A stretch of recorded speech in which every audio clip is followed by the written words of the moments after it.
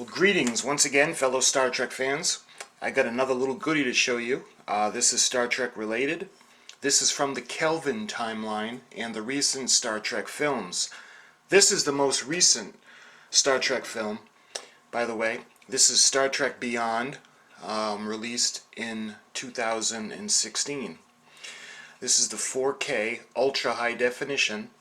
This is the 3D Blu-Ray, the regular Blu-ray, the digital, and it's got a little ship, collectible, U.S.S. Franklin. So what I'm going to do now is I put together some information on Star Trek Beyond that I want to share with you, and I'll be right back.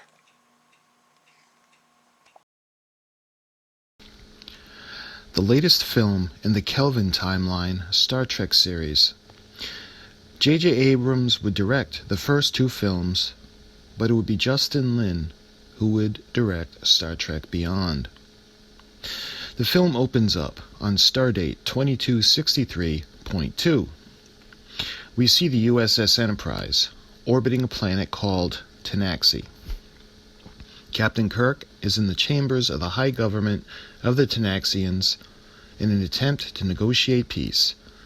As he is representing the Febonans, he offers an object as a token of respect and peace. This object is the Abranath. Negotiations do not go as planned, and upon returning to the ship, Mr. Spock places the Abranath in the Enterprise's archives. It is day 966 of the historic 5-year mission, and the USS Enterprise is headed to Starbase Yorktown. In a scene reminiscent of Captain Pike and Captain Kirk from the Prime timeline, sharing difficulties of command with their doctors, Dr. McCoy shares a pre-birthday drink with Captain Kirk after stealing a bottle from Mr. Chekhov's locker. Upon arrival to the Yorktown Starbase, the crew embarks to relax. Mr. Sulu is greeted by his family. Mr. Spock would be visited by two Vulcans who would bring him items which belonged to Ambassador Spock from the Prime timeline.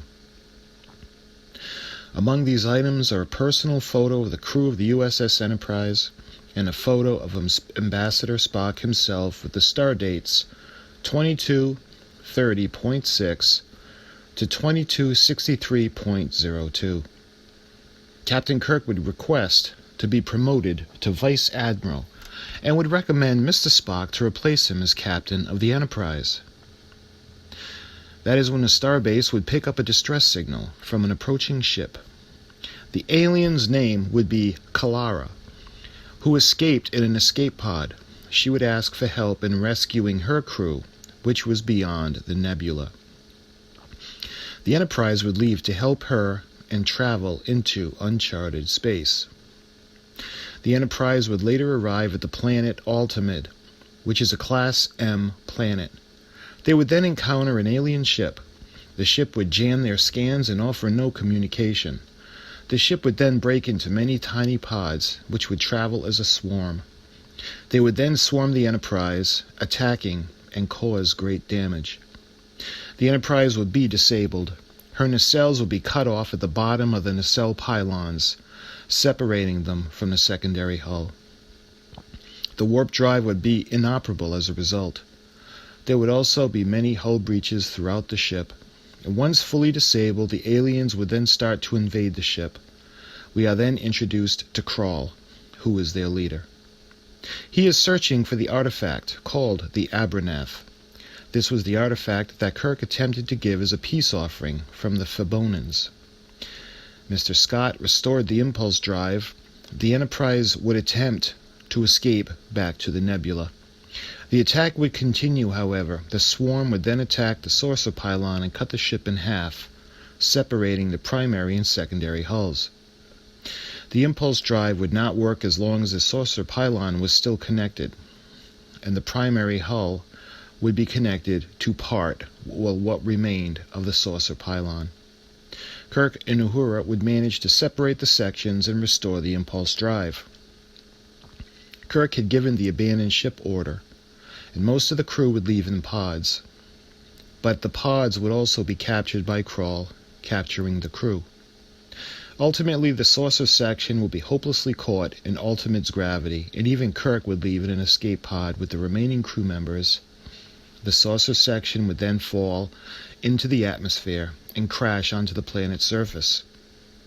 The swarm that followed the saucer section will be burned up in the atmosphere. Uhura and the rest of the captured crew would be interrogated by Krall, who wanted Captain Kirk. Uhura would inform Krall that his attack was an act of war against the Federation. Krall would snap back that the United Federation of Planets in itself was an act of war, and he would ultimately recover the Abernath. Kirk, Mr. Chekhov, Mr. Spock, Dr. McCoy, and Mr. Scott all land on the planet in their escape pods. Upon landing, they immediately begin to search for each other. Captain Kirk and Mr. Chekhov search for the primary hull of the Enterprise. They would later be attacked by Krall's soldiers. They would find a saucer section and be able to use the thrusters to help them escape.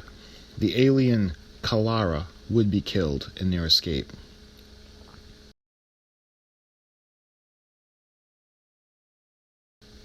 Mr. Scott would come in contact with an alien named Jala. She had escaped Krall when her father was killed by him. She would agree to help Scotty find his crewmates after he would help her, and he agreed. Mr. Spock would be injured in a pod's landing, and Dr. McCoy would take care of him. Mr. Spock would inform him that he desired to leave Starfleet to help the surviving Vulcans and carry on the work of the late Ambassador Spock from the primary timeline. Mr. Scott would follow Jala back to where she was living. It turned out that it would be the USS Franklin, designation NX-326. The Franklin had been reported missing over a century earlier. Kirk and the remaining crew members would later be united. They would decide that the USS Franklin would be the best way off the planet to pursue Krall. Krall had planned leaving Ultimate and attacking the Yorktown. He would kill everyone on the starbase with a bioweapon and then use it as a base of his own to launch his attack against the Federation. Mr. Scott would inform Captain Kirk that the Franklin was built in space, hence the name Starship. He said it cannot just be jump-started. That's when Kirk smiled, and we later see them bring the Franklin to the edge of the cliff and take her over the side. As the speed increased, the engines were able to be jump-started back online. The USS Franklin would then fly through the atmosphere and leave the planet in order to pursue Krall. It would later be learned through the Franklin's log that Krall was in fact Captain Balthazar Edison, and the USS Franklin was his ship. They were marooned on Ultimate by a wormhole. Captain Edison would reject the Federation's unity values. He felt that the Federation had abandoned both himself and his crew. He was able to survive using technology from the extinct race that originally inhabited Ultimate. He would use the dormant drone workers from that race to use in the swarm he used to attack with. Fueled by desire for revenge against the Federation, Krall would attempt to enter the Yorktown's ventilation systems to release his bioweapon. As they pursued Krall, Mr. Spock theorized how it could be possible to disrupt the many tiny ships in the swarm. Uhura would conclude that they were not jamming the signals, but rather speaking to each other. And Captain Kirk would realize that it would be VHF or radio waves that could disrupt the swarm. As they traveled into the heart of the swarm, they would broadcast Sabotage by the Beastie Boys, music in which Jala had been listening to while her time on the Franklin. This was left behind by the crew. Upon release of the radio waves, the swarm immediately began to be destroyed. Krall would escape later and enter into the Yorktown and eventually get into the ventilation system. Kirk would chase him into the ventilation system, and in an epic fight, Kirk would eventually eject Krall into space. Both Krall and his weapon would be destroyed. Mr. Spock and Dr. McCoy would be able to save Captain Kirk before he himself was ejected into space.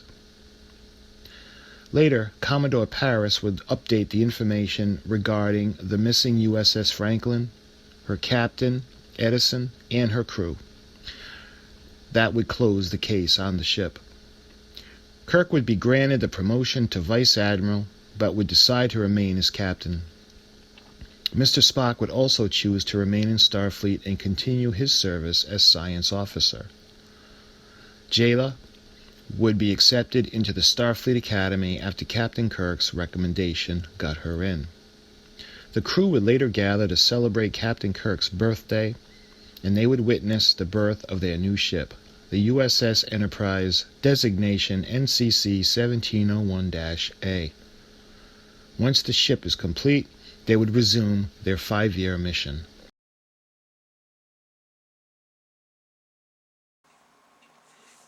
So let's check out the box art. Got a nice depiction of the USS Franklin. Of course, this was Captain Edison's ship. The side's got a nice shot of Captain Kirk.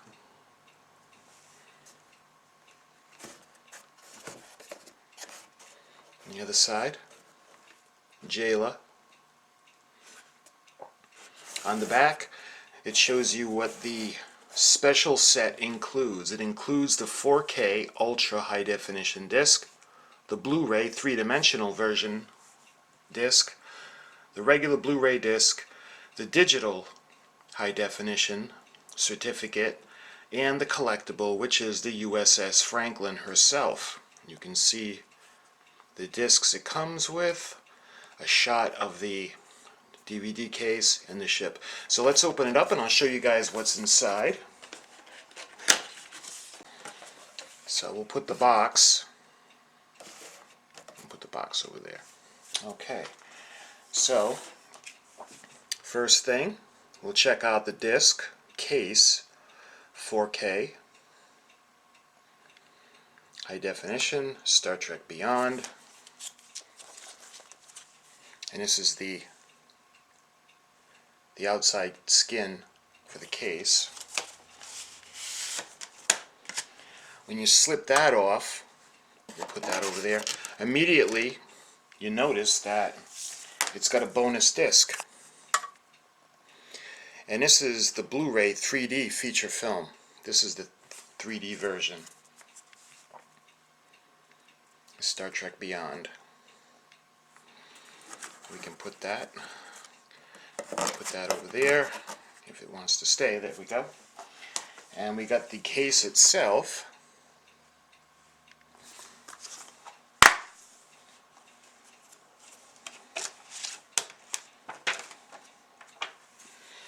And it shows you the other two movies, the first two of the Kelvin timeline, that is. And it shows you the digital information, the ultraviolet information. So we can put that over there like that, and you can see the layout for the discs. This one, let's see, is 4K, and this is ultra high definition. This just has the feature film on it.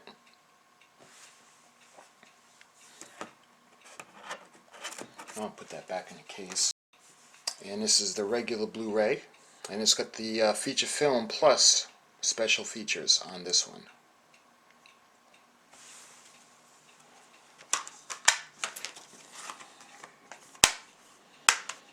You can see the back of the disc itself, the disc case.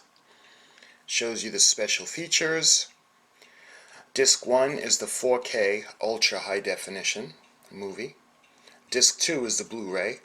It has the movie and the special features, the deleted scenes, Beyond the Darkness, Story Origins, the Enterprise Takedown, Destroying an Icon, Trekking in the Desert, On Location, To Live Long and Prosper, 50 Years of Star Trek, For Leonard and Anton, plus more.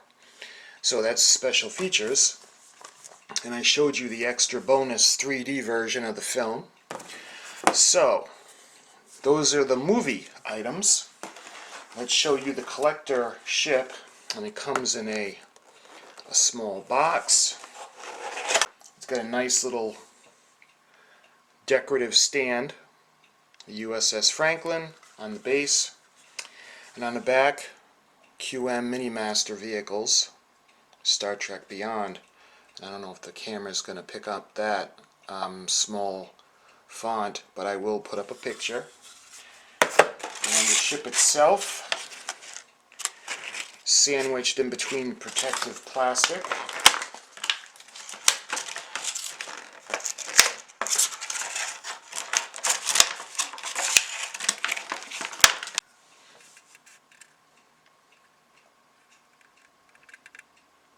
Nice detail. I recently did the Ultra Blu-Ray gift set for this film, which featured the 3 smaller ships, and this one has much more detail than the Franklin in that version. The stand is it's got a little magnetic tip, and it goes into the slot, so let's put it in.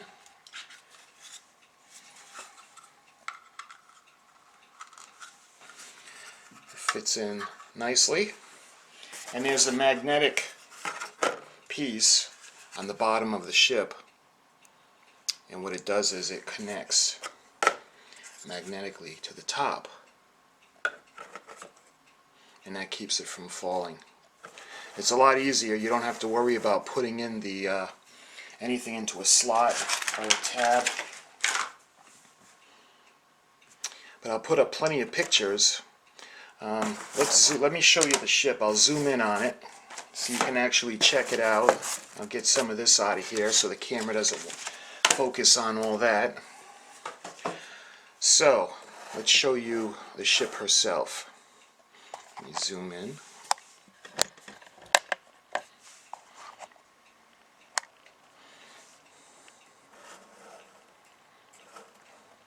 See the nacelles. They're colored clear plastic. Get some nice detail on them. Like I said, this is a lot nicer than the smaller ship that came with the gift set. You see if I can zoom in and show you the impulse engines. Oh, come on, does it want to focus? Nope.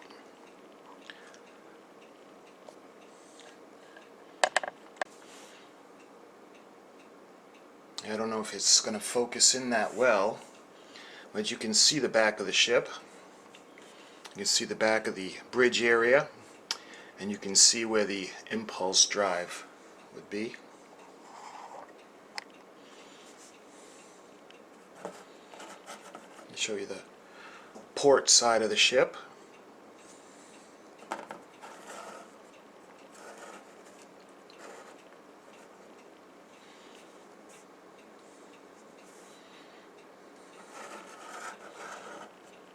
A head-on look at the bridge in the saucer section. If you remember the movie, as it was at the edge of the cliff when they actually first got it running.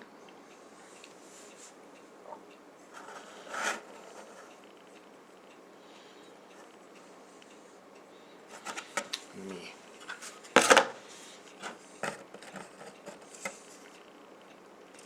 show you in a little bit more detail on the magnetic strip.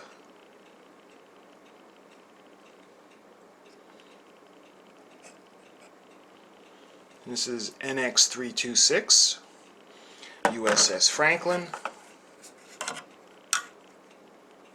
Captain Edison's ship. I'll show you some more of the detail.